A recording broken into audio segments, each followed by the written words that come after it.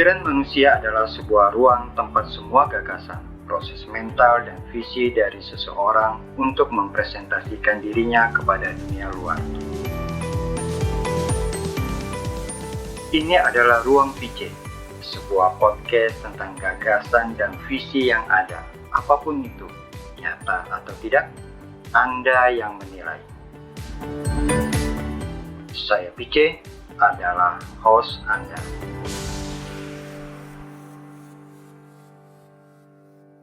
Halo sahabat semua, jumpa lagi dan selamat datang di podcast Ruang PC. Episode kali ini kita akan melanjutkan refleksi tentang dokumen gerejani, yaitu ensiklik Fratelli Tutti, bab yang pertama. Bab pertama dari 8 bab lainnya yang diberi judul Awan-awan gelap yang menutupi dunia. Dalam isi bab ini, Paus Fransiskus merefleksikan hal-hal yang menurutnya menyimpang, bahkan suatu kemunduran yang terjadi pada era saat ini. Sebelum kita lanjut, bagi teman-teman yang baru mampir di sini, podcast Ruang PC bisa diikuti di Anchor, Spotify, Radio Public Podcast, Case, Breaker, Overcast, dan di Google Podcast. Selain itu, sahabat semua juga bisa mengikutinya di kanal YouTube Ruang PC. Sahabat Ruang PC, mengenang masa di bangku sekolah masa lalu, katakanlah sekitar tahun 1980-an.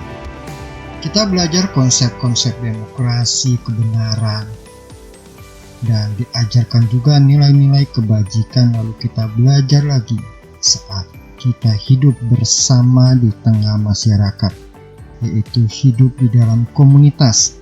Juga ada konsep-konsep demokrasi, kebebasan, keadilan, dan kemasyarakatan. Sekarang sepertinya semua konsep-konsep itu telah diretas dan dipakai sebagai alat tukar propaganda seseorang atau sekelompok orang demi kepentingan mereka. Misalkan dalam hal dokumen banyak memakai kata rakyat.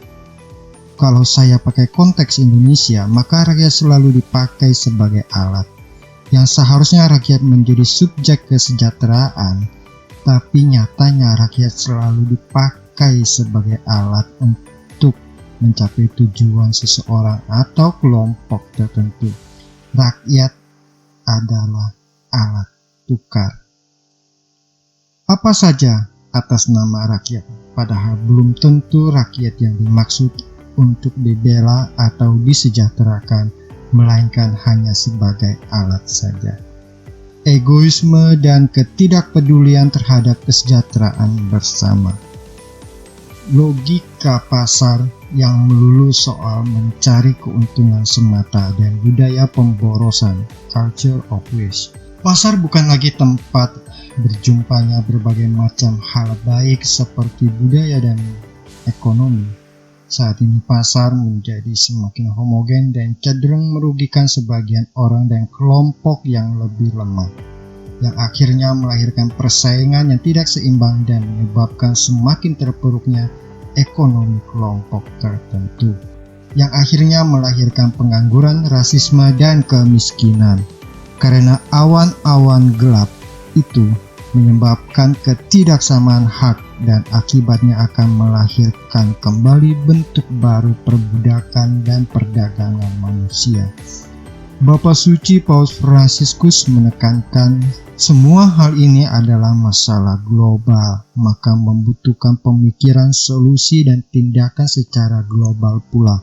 Paus Fransiskus juga mengingatkan soal bahaya membangun tembok yang akan memisahkan manusia secara sosial dan budaya. Dunia menjadi semakin tertutup dan semakin gelap. Hal ini akan semakin menyuburkan kejahatan terorganisir, karena orang-orang semakin takut dan hidup dalam kesendirian di dunia yang tertutup di balik tembok. Saya rasa demikian refleksi saya dari dokumen Fratelli Tutti bab pertama ini. Sekurang-kurangnya inilah versi saya. Bila sahabat ada yang lebihnya, silakan tambahkan di kolom komentar. Saya rasa sampai di sini dulu untuk saat ini. Semoga kita bisa jumpa lagi di bab yang kedua dari dokumen Fratelli Tutti ini di episode berikutnya. Salam.